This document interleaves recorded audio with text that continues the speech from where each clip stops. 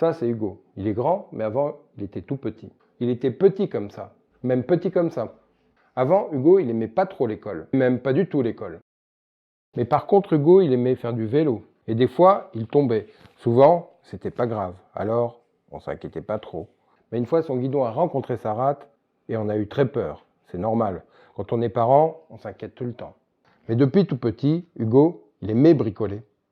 Et à 3 ans, il a même demandé au Père Noël une vraie tronçonneuse. Il nous a demandé de ne pas nous inquiéter, qu'il ferait attention. L'année dernière, avec sa copine Tiffaine, ils ont acheté une maison à rénover.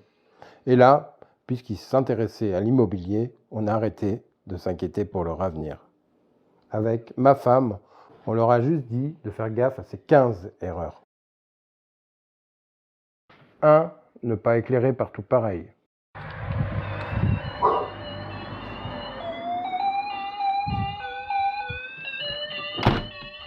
J'adore la sonnette.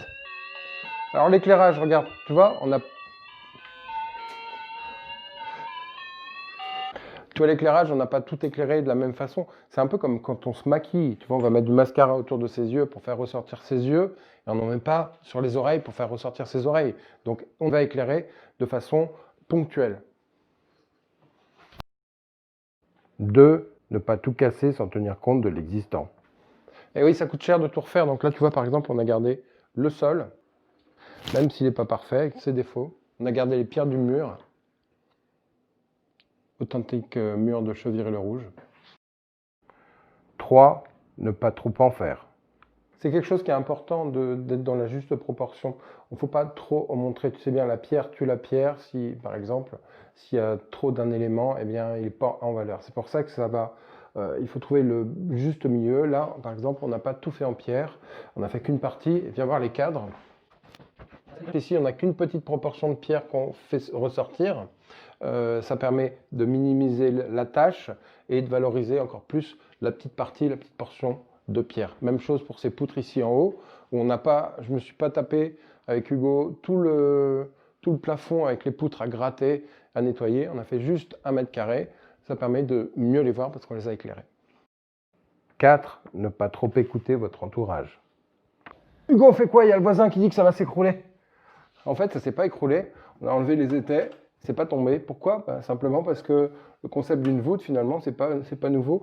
Bien que les gens nous disaient, normalement, on fait un linteau, c'est pas comme ça qu'on fait. Mais il ne faut pas toujours écouter ton entourage. 5. Ne pas figer les choses. Alors, aménager, c'est douter. On ne sait pas vraiment comment est-ce que ça va évoluer, de quoi on va avoir besoin, si on va être nombreux à cuisiner. On ne sait pas trop la suite des choses. Et le meilleur moyen de prédire l'avenir, c'est de faire des choses modulables, tu vois. Par exemple, ce plan de travail, il est sur roulette. On peut l'emmener dehors pour desservir, on peut avoir plus de place pour circuler si on est nombreux, on peut danser et le ramener ici, on peut le tourner d'un quart de tour là, on peut faire ce qu'on veut. Et avec 4 roulettes, tu peux avoir quelque chose qui est vraiment différent et adapté à tes besoins. On regarde l'avantage aussi quand tu n'as pas envie de débarrasser la table pour faire une vidéo. Tu planques le bar. Avec la modularité, chercher des choses qui peuvent avoir 2 fonctions ici. Tu vois, cet tapis de fenêtre, il sert de banquette. Il peut aussi servir pour manger si on veut rapprocher la table et avoir plus d'espace de l'autre côté. Cette table-là, si tu enlèves la nappe et les assiettes, regarde, ça fait un billard. Ça fait une partie. Pour l'instant, le billard, il est fixe. Il faut qu'on modifie les pieds, qu'on fasse des roulettes freins. Comme ça, on pourra le déplacer facilement. Bouger le meuble de cuisine, ça permet vraiment d'optimiser tout l'espace. Ma feuille, elle a 2 fonctions. Elle a jeu pour la retrouver quand on l'a perdue. Et en même temps, info pour faire ma vidéo. 6. Ne pas lutter contre une contrainte, mais en faire une alliée. Des fois, on se bat contre un problème qui nous paraît irrésolvable, alors que finalement, ce problème, ça peut être notre allié. Il peut nous servir pour apporter de la valeur à notre bien. Ici, par exemple, on venait de vernir l'escalier. Évidemment, le chien, il marche sur l'escalier. Et au lieu d'avoir tout à revernir, on s'est dit, on va utiliser ces empreintes qui sont finalement drôles pour les mettre en valeur et puis marquer ce petit moment de vie, parce que c'est vrai que tu n'as pas une dalle de béton sans qu'il y ait un chat qui mette les pattes dedans.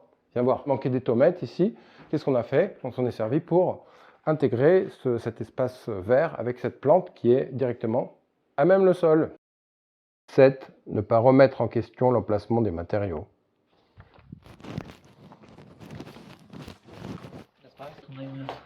Regarde, tu vois ces étagères, elles sont dans la cave, pourtant c'est du chêne massif.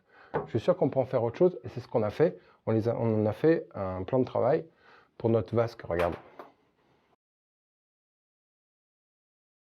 8. Ne pas figer sa déco dans un style ou une époque sous peine d'obsolescence. Tu vois, par exemple, cette table, eh bien, on a mis des pieds d'une autre table, forcément d'une autre époque, et ça mélange deux styles. L'étagère qui est là, par exemple, tu vois, elle tranche avec le style rustique des pierres, du chêne, du pavé d'origine. Le cercle, évidemment, c'est une forme qu'on n'a pas l'habitude de voir dans un mur porteur, et donc ça apporte une touche vraiment contemporaine, bien que ce soit contrasté avec ce cerclage en chêne, un peu, tu sais, comme étaient faits les tonneaux. 9. Ne pas à tout prix chercher des couleurs claires. Souvent, on veut du blanc partout, mais le blanc, c'est pas quelque chose qui est reposant. Tu vois, essaye de lire à la plage en plein soleil, c'est fatigant cette luminosité, t'es mieux à l'ombre d'un arbre.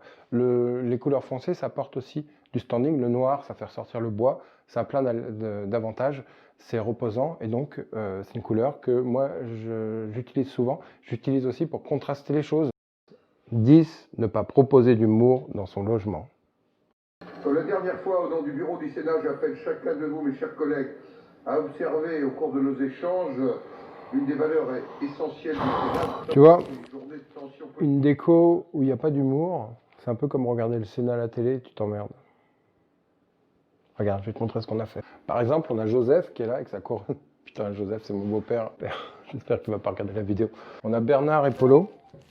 Et puis on a Brigitte qui donne une tournure insolite à ta visite, tu vois, tu t'attends pas quand tu arrives aux toilettes à trouver un univers comme ça. Et ici derrière moi, on a un cabinet de curiosité. Ça aussi, c'est important de surprendre, tu vois. On s'attend pas à avoir un crâne de, je sais pas quoi, d'aigle ou de mouette. Regarde, ça c'est génial, c'est des vieilles cartes à jouer. 11. Ne pas délimiter les espaces. La difficulté, c'est de délimiter les espaces sans vraiment cloisonner. Tu vois, au début, ils ont cassé des cloisons. Ils n'étaient pas propriétaires depuis 10 minutes qu'ils ont déjà commencé à casser les murs. C'est pas pour en refaire. Par contre, on va trouver d'autres façons de délimiter. Tu vois, par exemple, ici, cette salle à manger, elle est délimitée par ce plafond qui a une hauteur différente. On va retrouver ce même jeu avec ce plafond qui est éclairé. Le tapis qui va marquer l'espace salon. Alors tu vois, cette cloison, elle est contre-intuitive parce qu'on a tout cassé, c'est pas pour refaire des cloisons. Le truc, c'est qu'elle était utile pour pouvoir adosser le canapé. Alors, c'est vrai, on veut toujours le plus grand salon possible, sauf que c'est pas convivial. Si ton invité est 10 mètres plus loin et qu'il doit faire 4 pas pour venir à la table basse chercher un verre, c'est pas un salon réussi. Donc il faut trouver les bonnes proportions pour pas être trop loin de la télé. Et du coup, on a construit cette cloison-là qui sert de séparation. Quand tu arrives, on peut ajouter des fleurs, des plantes pour séparer, faire une verrière, ce qu'on veut pour cloisonner, tout en laissant le regard passer. Mais en tout cas, quand on voit le résultat, je pense que c'est vraiment une bonne solution pour avoir quelque chose de convivial. 12. Ne pas anticiper les fonctions. Quand tu fais ton projet de rénovation, il faut vraiment anticiper les fonctionnalités de chaque pièce, ce que tu vas faire, où tu vas le faire. Pourquoi? Parce que simplement, ça te permet de prévoir les éclairages, les prises, et puis d'avoir suffisamment de fonctions dans une pièce. Ça permet de la rendre plus pratique, plus utile, elle va paraître plus grande. Et donc ça, c'est vraiment à mettre noir sur blanc, sur un papier. Ce que tu peux faire, c'est mimer un petit peu ta journée, ta soirée, ce que tu fais, tu arrives, où tu mets ton manteau, où tu mets tes clés. Où est-ce que tu poses ton cartable si tu as un cartable, tu vas t'asseoir, où est-ce que tu seras bien en face de la télé, à quel endroit tu veux être assis si tu as des invités en face, est-ce que vous êtes côte à côte, face à face, un coin lecture, ton bureau, est-ce que tu veux qu'il soit dans la pièce ou séparé, etc. Tout ça, c'est des choses que tu dois décider avant. Ça se voyait que j'en avais marre ou pas? 13. Ne pas privilégier des points de vue.